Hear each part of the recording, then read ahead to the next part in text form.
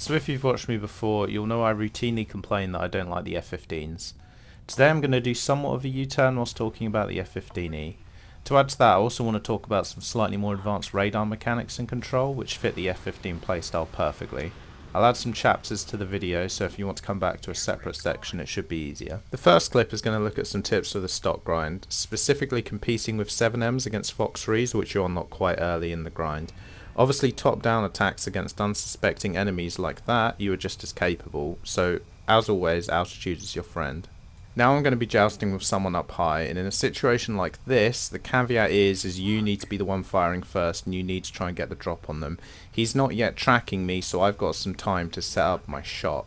So my plan is I'm going to wait for him to start turning into me, and I'm within the minimum abort range, which you can see as always on your radar on the right, just for an indication of how much range my missile should have. So as he starts turning in and I prepare to fire, note that my escape route is going to be down to the left, because that's going to be the direction away from where he's coming. I want to maximize the separation here. I'm going to place him right on the gimbal limit of my radar after I fire, and I'm just keeping him right on the edge. So by the time he does fire his AMRAAMs, and he's going to fire basically all of them, I need to make sure that I have the maximum amount of time to guide my missile in, and then I can move round into the notch. You've just got to hold your nerve as you're guiding your 7M in and defend as late as possible to maximize your chance of a hit. So at the start of this second stock clip, you'll notice that I am quite high up, 8 kilometers at the moment, and this is a departure from my usual strategy in top tier air RB of flying just below contrail height to try and remain undetected.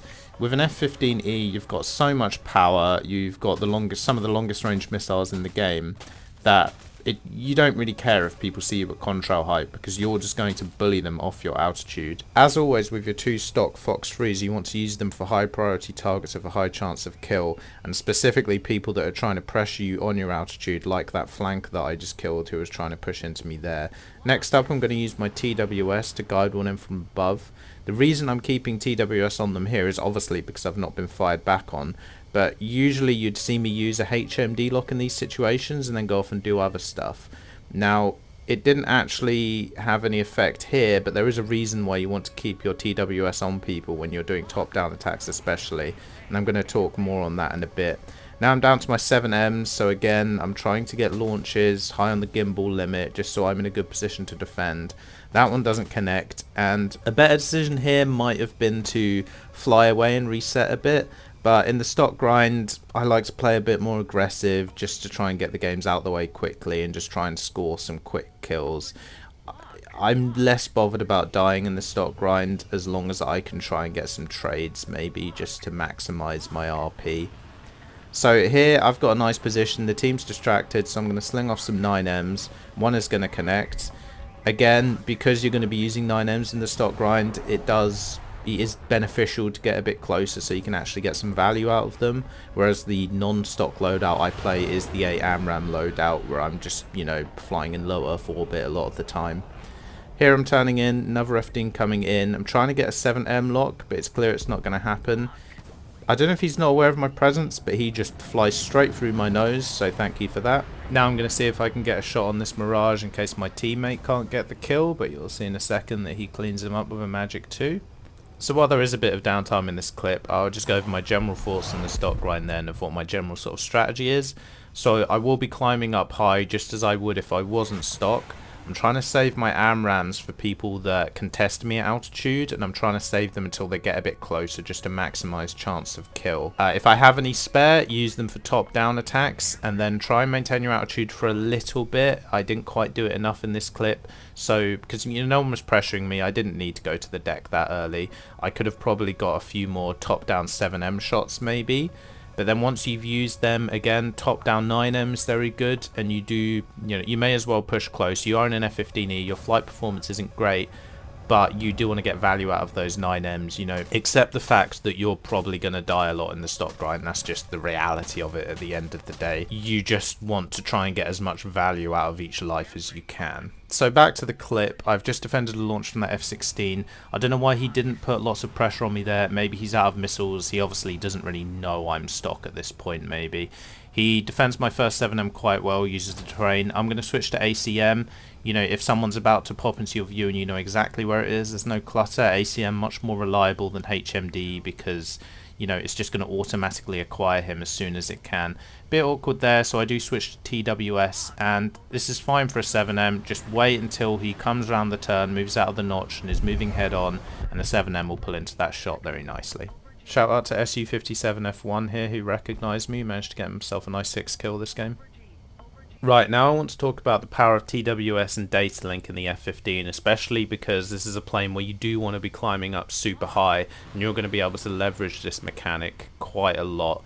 So you'll see here, I'm moving in on this guy here, and I fire on him, but he doesn't fire on me, so I'm going to take this opportunity to keep my TWS the whole way in. You can see at the moment the missile's in terminal guidance, it's using its own seeker, but I'm just going to pause it here. Now, the ring around the target on the radar is what you see when your missile is using inertial guidance and data link. Now, despite the fact that the missile is within 16 kilometers of the target, it is not using its own radar at this point. What's happened here is the missile has lost its pulse Doppler lock due to the target notching. However, the missile has switched to inertial guidance and data link instead.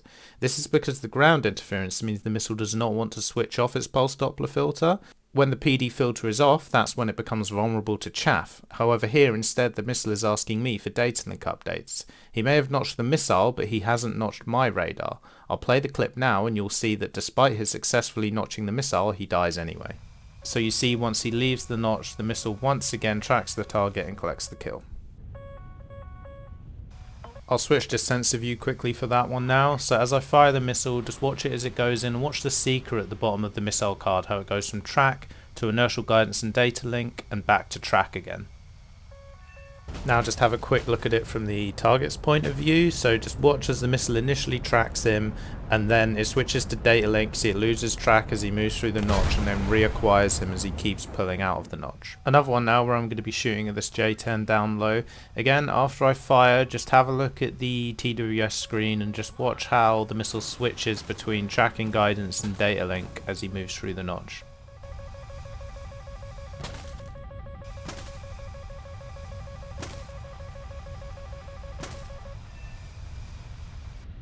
Sensor view for that one on my perspective. Again, watch the seeker at the bottom of the missile card, see how it initially tracks, switches to data link, I continue to guide it in with my own radar, and then it switches back to track as he finishes going through the notch.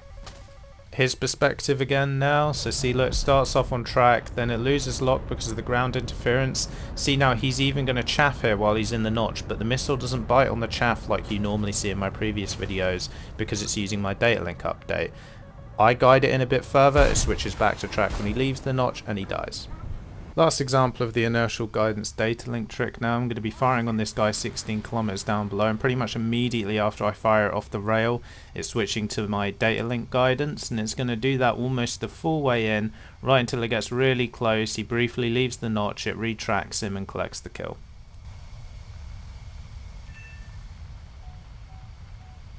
Show you both perspectives and sensor view again. I won't voice over this one, I'll just let you watch again. You're just looking for the same things as before.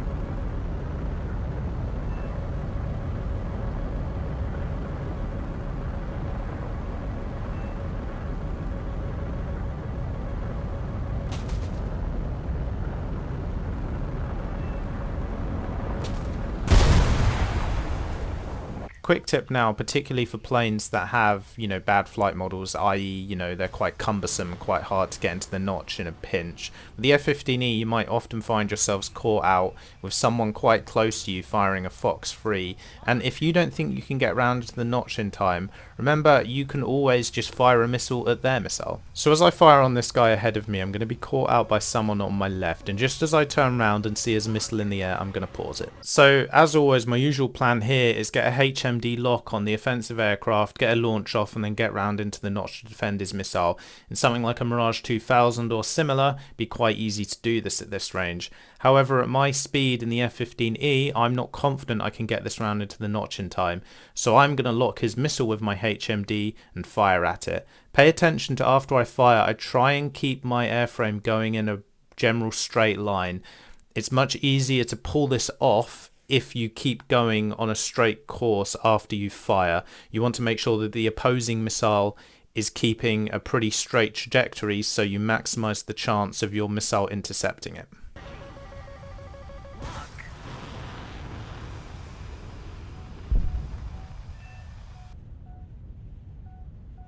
So now I want to talk about radar control. Obviously using an F-15 I play at a much higher altitude than normal, and with that the issue of having to roll your nose to point your radar down starts to become more of an issue.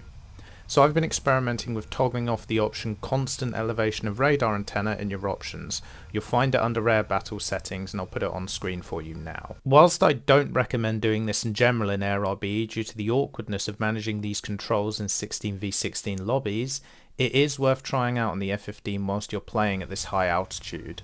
What this option is going to do is enable you to manually point your radar on the vertical axis rather than it being fixed to your nose like it normally would be. You'll need to bind the option on screen now, with some examples of the binds I've been experimenting with. You should also have the horizontal Q control axis bound, and you can control the horizontal axis regardless of having constant elevation toggled on or off. And you'll have watched me messing around with these controls at the start of this match. Now I've picked up someone on TWS here who's also climbing up 35 kilometers, but he's well inside the minimum abort range for an AMRAAM when I'm going this fast firing at this altitude. So because I've got 8 now, I'm not on the stock loadout, I'm happy to send a missile his way. He's not fired back, so I'm going to keep him on my TWS just to see if I can exploit those data link tricks in the event that he does go into a notch and maybe I can still get the kill. But as it is, he just happily flies into my missile. Now you're going to see me trying to take advantage of those manual radar controls. I'm still keeping my altitude, still keeping my speed, not having to point my nose anywhere, and I'm just maneuvering my TWS around as I pick someone up relatively low down who looks like he's coming this way. Going to spool up the missile. Again, he's inside the minimum abort range, so I'm happy to send the missile. Not been fired back on yet, so again I'm going to keep him in the TWS just so I can use that data link again if he does go into a notch. He is going to fire back on me here, but remember the point at which his missile goes terminal, you know it's roughly 16 kilometers away, so you don't need to defend immediately. You can keep your TWS on for a little bit longer, and I try and keep it on for as long as I can, and then I'm going to go into the defense. Again, the more you play, you'll get comfortable with how far you think a missile is away from you, and once you start to get comfortable with that, it means you can maximize the amount of guidance you give your missile before you are forced to defend. Cutting ahead here to a furball that's developed, and I'm going to be tracking and firing down on someone about 25 kilometers away from me here. These are the positions you want to get into the F-15E. It's super high. It's going to be hard for people to contest you if they're down on the deck and you can fire down on them. And again, use those data link tricks while he doesn't go into a notch, so the missile just guides itself in all the way. If he did go into the notch, because of the ground clutter, the fact I'm top down, he's not going to be avoiding that. Target showing up in my RWR now, so I'm going to use that horizontal control to push my TWS right to the edge just so I can try and pick them up as early as possible without having to go head on, trying to keep my speed up, keep my altitude. And there we go, I've picked them both up on TWS. I'm going to push a bit closer. But because I've still got a few missiles and there's not many people left, I'm going to send those 2 missiles outside of the minimum abort range. Not really against doing this. You'll find most people will just happily fly into your missiles. So, you know, if you feel like it, give it a go. I mean, again, I know I've got time here as their launches are coming in. I can see my missiles on my TWS are quite close, so I know I've got time to help them along if they need it for a bit longer before this missile that I need to defend reaches me. And I get the kills as I'm moving into the notch, still not really in any danger. Cut ahead now to just after I've rearmed and I'm moving in on this dogfight between a friendly J-10 and the flanker. We're the only 2 left, so I do want to kill this flanker. I would like to give the J-10 a chance to win the dogfight, which you probably will, but I want to resolve this so we can, you know, so we don't get jumped on by the last 2 guys on their team. I just want to have this resolved. I wish I bought a 9M at this point. I didn't want to fire the AMRAAM because I didn't want to get a team kill. but I, for once in my life, line up a perfect Vulcan shot. You'll probably never see that again. And now I can push on to the other two guys in the enemy team who are taking off at this point. Again, quick use of the manual controls just to pick up the guy in TWS. I don't want to have to point my nose down. Or, I want to keep climbing, want to keep picking up speed, because it looks like this Mirage is coming in low, so I'm picking up my altitude here because I want to get that top-down attack. I want to make sure I can abuse the data link. I want to make it really hard for him to multipath. The more top-down you are on someone, the more difficult it's going to be for them to multipath the missile without it just tracking through them. So I'm going to fire the missile here, I'm going to keep it on data link. See, look there, I've got a bit of inertial guidance data link there because he was in a notch. He is going to turn away, so he's probably going to outrun that one, but I've got the pressure on here. I don't think there's anything he can do. As soon as he turns around, he's getting another AMRAAM, and I don't think he's going to be avoiding it.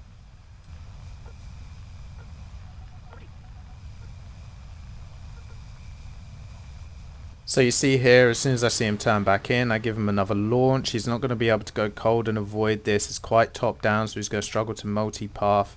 I'm still keeping it on the TWS. You see the IOG data link ring pop up every now and then. So I'm continuing to give the missile guidance, and eventually he just eats it.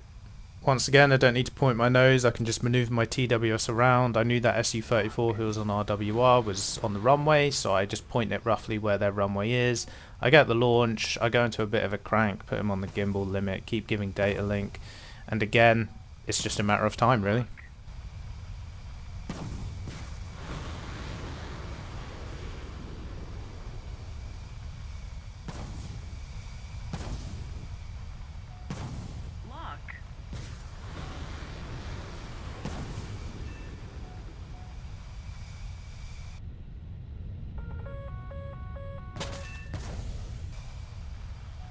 And there you have it. The F-15E really is quite dominant when you play it up high and you just rain down AMRAAMs from above. You do need to bear in mind that if someone pushes you close, it can be a bit of a struggle because it is a very cumbersome plane.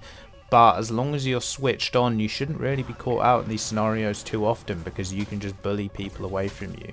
It is quite fun to play, but I don't think it's too fun to watch. So I hope you enjoyed the fact that I tried to make this video more technical with some of the radar tricks and controls to try and keep it a bit more interesting when the gameplay probably isn't as interesting as it could be. The manual radar controls and the data link tricks are things I've been picking up on since I've started playing in TSS, so my recommendation to you is even when you think you know everything, you really don't. There is always more mechanics and stuff that you can learn and pick up on, and little intricacies you can use to improve your gameplay. Anyway, I hope you enjoyed this one. I haven't decided what the next video is going to be, so I'll just have to wait and see what kind of inspiration hits me, but I hope to see you again.